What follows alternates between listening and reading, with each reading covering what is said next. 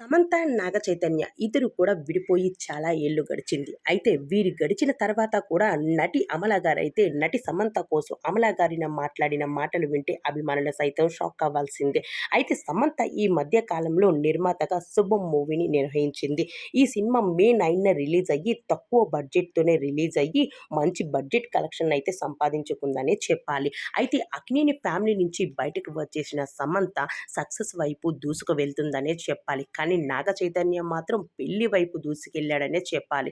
అయితే సమంత సక్సెస్‌ని చూసి అమలా గారైతే చాలా మురిసిపోతుందనే చెప్పాలి. అయితే సమంత గారు హాజరైన అప్సర అవార్డులో అమలా గారు కూడా పాల్గొనడం అయితే జరిగింది. అక్కడ సమంత గొప్పతనాన్ని చూసి అక్కడ మురిసిపోతూ వచ్చేస్తూ ఉంది అమలా గారు.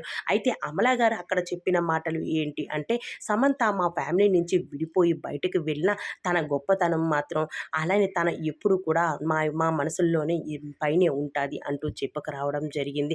అయితే నటి అమల గారి మనసులో సమంతమైన మంచి అభిప్రాయమే ఉంది. అయితే నటి సమంతని చూసి అప్సర అవార్డులో కూడా అక్కడ చూసి తనని మురిసిపోవడం, తనని చూసి ఆశీర్వదించడం కూడా ఎన్నో రకాలుగా చేసింది. ఇదంతా చూసిన అభిమానులు సైతం మంచి అభిప్రాయం ఉందని చెప్పాలి. తన మీద నాకు ఎలాంటి కోపం లేదు. కానీ కొంచెం అయితే నా కొడుకును వదిలేసి వెళ్ళిపోయిందని, అలానే నా కొడుకు ప్రేమను కాదన్నదనే నాకు కోపం. కానీ సమంత ఎక్కడికి వెళ్ళినా ఇలానే ఆనందంగా బ్రతికేస్తది. కానీ మరోసారి విడాకుల మాట అయితే వద్దు.